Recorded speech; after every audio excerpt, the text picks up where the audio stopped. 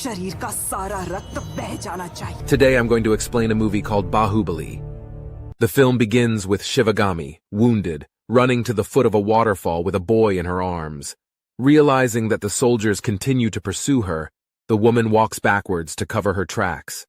Once the armed men lose track of Shivagami, she sets up an ambush. After, the woman tries to cross the river, but due to the strong current, she can't. Clinging to a branch in the middle of the water, she lifts the child over her head and prays to God Shiva to save the boy and take her life. Local residents, having heard the cry of a baby, saved him. The body of the unfortunate Shivagami was carried away by the river, and Sangha decided to take the boy and raise him as a son, giving him the name Shivudu. Noticing the exit from the cave leading to the top of the mountain, she ordered to fill up the passage so that no one else would come and take the child from her.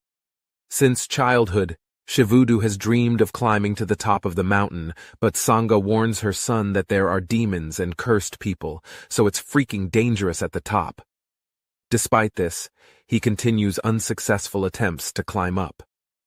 Each time, the boy, who has turned into an adult man over the years, climbs higher and higher, but cannot overcome the obstacle to the end.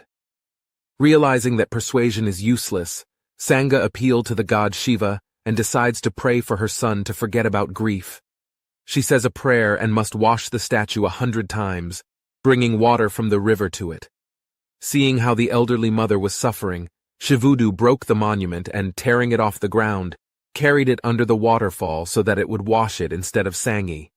Here, Shivud was nailed to the feet of someone's mask, which fell from the top of the mountain. He realized that there was someone from above and thinks about it, paying more and more attention to the mask and not grief. Seeing the imprint in the sand and showing imagination, Shivudu realized that the mask belonged to a beautiful girl. Inspired by the desire to meet his beloved, he again went upstairs. The path was difficult and thorny, but the image of the beauty attracted Shivuda to her, forcing her to overcome all obstacles. Falling, but not giving up, he continued on his way, and at the end, using a bow and a cable, he was still able to get up. Wandering through the forest, Shivudu noticed the charming mistress of the mask. Avantika flees from the soldiers of the royal army who are pursuing her. The man wanted to heroically protect the girl, but it turned out that this was not necessary, because she lured the enemies into a trap. Avantika is a member of the resistance fighting against the cruel king Balaladeva. Their goal is to free the captive Queen Devasena, who is being held in chains. Each time sending a saboteur, the resistance gets to know that he died and did not cope with the task. Aware of the strength and power of the incredible bodyguard of the royal family, Avantika suggests that the leader of the resistance turn to Kattappa for help. He recognizes the power of the king's slave and remembers the history of his skill. One day, an arms dealer arrived at the palace and offered a special blade. Kattappa refused Aslan because the sword was not fast enough. Taking this as an insult, the merchant challenged him to a fight, but was soundly defeated. He invited the bodyguard to the table, but he refused, since he is a slave and does not have the right to do so. Aslan was still delighted with Kattappa and called him his best friend until the end of time. Despite his strength and fighting spirit, Kattappa will never rebel against the royal family, as he is their 10th generation slave and cannot break the ancestral oath. At dawn, Avantika goes to the river and looks into the reflection to see the girl in herself. At some point, she lies down tiredly on the shore and does not notice Shivuda, who swam up to her in order to paint her lover's hand. In the evening, the leader of the resistance decided that Avantika would be the next to be honored to free the queen. Noticing a drawing on her hand, he changes his mind, but the girl sheds a tear on the hand of the leader of the resistance, convincing him that she can cope with an honorable mission. Meanwhile, in the capital of the Mahishmati kingdom, people suffer, starve, and are forced to submit to a dictator with a harsh personality. While in his castle, Balaladeva decides to fight the bull. He knocks him on his side and believes that he won, but the animal decides otherwise. The bull tries to attack him from behind and injures Kattappa, who was protecting the king. Balaladeva takes the life of an animal with one blow, after which he thanks the slave and promises to fulfill any request. The bodyguard asks for the release of Queen Davis, as he still believes in her and believes that she cannot be kept chained in the central square. Balaladeva is ready to fulfill the request, but the only way to release Devasena is to take her life. A little later, the king enters the square to see the former queen and mock her again. He reminds that the name of Baahubali has long been forgotten, but the woman does not pay attention and continues to collect wooden branches, putting them in a pile. In the evening, Kattappa visits her queen and offers to help, but she doesn't want freedom. Devasena is sure that her son is alive and will come here very soon. The queen has not lost her mind and collects branches not because she has lost her faith, but in order to burn Balaladeva on a funeral pyre. Avantika realizes that someone painted her hand on the riverbank and goes there with her friend. She leaves the girl lying down and ambushes herself in a tree, unaware that Shivudu is lying beside her on a branch above. Using the snake as a distraction, he paints the girl's shoulder and disappears before she can see him. Nobody came, so Avantika returns to her friend, who noticed the drawing on her body. Enraged even more, Avantika goes hunting and finds Shivuda. He tries to hide and uses traps, but to no avail. Shivudu reports that he climbed the mountain from the foot of the waterfall, but the girl does not believe him, because only the god Shiva can do this. As soon as the man says he loves her, Avantika lashes out at him with a sword. During the duel, Shivudu undresses the girl, after which he uses the juice of berries to make up her lips and put a dot on her forehead. At some point, Avantika sees her reflection in the water and realizes that she is a beautiful girl. Afterwards, Shivudu returns her lost mask to her and proves that he climbed to the top for her sake. Realizing that their feelings are mutual, the couple marries and spends time together. In the morning, the girl sees the bracelet on her arm and remembers her mission. Using a sleeping flower, she escapes from Shivudu, but very quickly gets trapped by the royal army. The soldiers beat the girl and soon regret it, because her husband did not fall asleep and followed Avantika. Shivudu punishes offenders and sends them to the next world one by one. The last surviving soldier sees the man's face and falls to his knees in front of him, calling him Baahubali. Soon, hundreds of other warriors appear on the horizon and the couple has to flee. Realizing that they are trapped, Shivudu brings down a rock and triggers an avalanche. Using the bark of the tree as a sled, Shivudu and Avantika escape and destroy the army, escaping on a nearby mountain. The couple cannot part and live without each other, so Shivudu promises Avantika to personally release Devasena. A little later, he penetrates the capital of the kingdom of Mahishmati. The queen spots Shivuda and greets her son, whose real name is Mahendra Baahubali. Meanwhile, workers are trying to lift the huge golden statue of King Balaladeva, which his father Bijaladeva has decided to build. At some point, the workers cannot cope and fall from fatigue. The fall of a golden statue could take the lives of hundreds of people, but the royal family is not worried about this. At the last moment, the cable grabs Shivuda and helps the workmen put the statue back in place. Seeing the face of the savior, the slave starts shouting the name of Baahubali. The crowd picks him up and chants his name, causing the king to panic. Sangha realizes that her son has run away and is afraid that everything will be fine with him. Ordered to dismantle the passage, she and other locals go to the top of the waterfall to look for the missing Shivudu.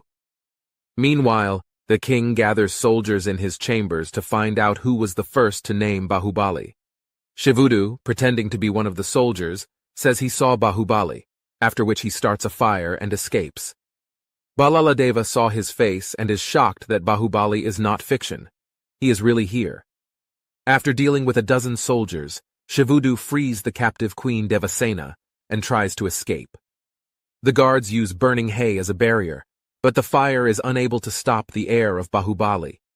Soon Shivuda is stopped by soldiers who have prepared a trap under the command of Balaladeva's son, Bhadra. Seeing how the men offend the defenseless queen Devasena, Shivudu feels himself filled with rage. He deals with dozens of soldiers and takes their lives, after which he begins the hunt for Bhadra. Kattappa, as a real bodyguard of the royal family, tries to interfere with Shivudu and fights him to the last breath. The royal army and the resistance group also arrive here, having entered into battle with each other. Shivudu's foster family comes out of the cave and sees a bloody battle. Kattappa calls to him a horse carrying a sword. Shivudu turns out to be slower, but more cunning, and takes the sword from the royal slave, after which he overtakes Bhadra and blows his head off his shoulders.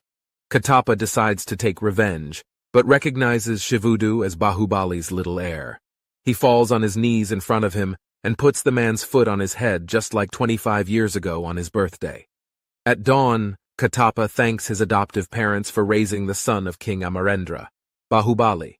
Also, the royal slave informs Shivudu, whose name is Mahendra, that Devasena is his mother. To know how Mahendra Baahubali found himself in a strange family, Kattappa tells the story of 50 years ago. The Mahishmati kingdom was then ruled by Vikramadeva. In troubled times, he fell into an eternal sleep, and after him the queen left, who managed to give birth to a son before joining her husband. King Bijaladeva's elder brother could not get the throne. He believed that the problem was in the withered left hand, but in fact it was due to his bad temper.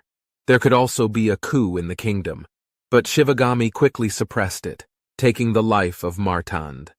Then the daughter-in-law of the late King Vikramadeva took over the reins of power, promising to transfer the throne to one of her sons, Balaladeva, or Amarendra Baahubali, depending on who is more deserving.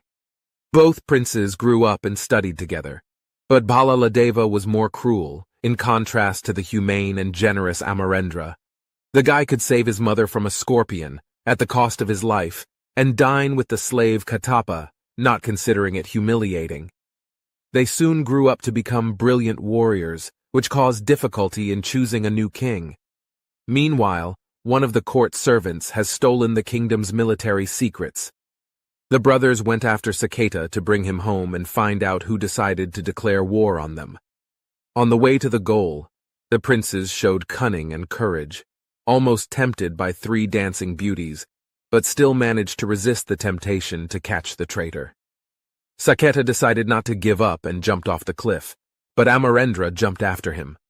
Balaladeva decided to get rid of the pretender to the throne and let go of the rope, but by coincidence it got stuck, caught on a stone. The ambitious son of Shivagami wanted to finish the job, but Kattappa showed up on time and had to save Amarendra. Arriving at Mahishmati, Saketa confessed that he had sold weapons ideas to the army of Kalikeya, preparing for war with her. Their 100-strong army is 4 times the size of the kingdom's army, so you need to think over a defense plan. Amarendra proposes a trident, in which Kattappa will lead the center of defense, with the princes flanking the enemy commander-in-chief. Bijaladeva supports the idea and proposes that the one who takes the life of the main enemy of the kingdom gets the power. Kattappa warns that the pretenders to the throne will have only 3 hours, otherwise the kingdom will fall and they will lose this war.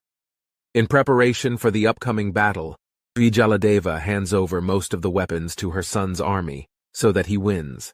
Amarendra Baahubali is not worried about this and decides to be smarter by collecting all the awnings that the kingdom has. The royal family meets with the commander-in-chief of Kalikeya. The warrior promises to take the lives of pretenders to the throne and dirty use Shivagami so that their joint child ascends the throne. Hearing this, the queen asks to punish the commander-in-chief of the enemies and make him suffer. Balaladeva's army uses thousands of arrows to hit the enemy. Meanwhile, Amarendra fires a single projectile that does no damage to the enemy. After that, he sends 2 projectiles, carrying a long stitched canopy behind him, covering thousands of opponents. It turned out that it was saturated with alcohol and burns beautifully, taking the lives of everyone who was under a canopy with it. While one contender uses strength and the other cunning, Kattappa takes the brunt of the blow, protecting the gates to the kingdom. Having begun the implementation of the Trident plan, the troops are divided and surround the enemy. As the princes approach, Kalikeya's army uses civilian prisoners as human shields. Balaladeva breaks through them and ignores the losses. Amarendra binds the legs of the captives so that they fall and breaks through to the commander-in-chief of the enemies without casualties. The army of Kalaki breaks through the defenses and raises its moisture.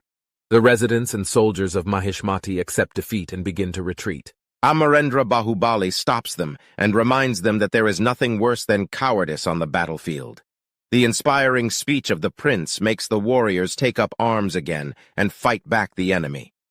Kattappa supports the future king and hangs the enemy on a flag, proving that they cannot be defeated.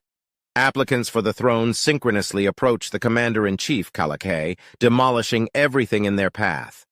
He is first fought by Balaladeva and retreats, after which Amarendra joins the fight. Using a golden glove in the shape of a lion, Amarendra Baahubali defeats the enemy and brings him to his knees. He wants to deliver him to the queen alive, but Balaladeva seizes the moment and takes the life of the commander-in-chief.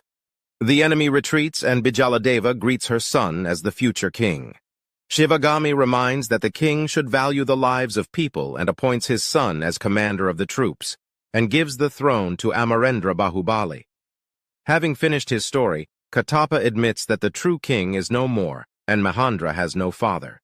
The royal slave informs everyone that he was the one who stabbed in the back and took Baahubali's life.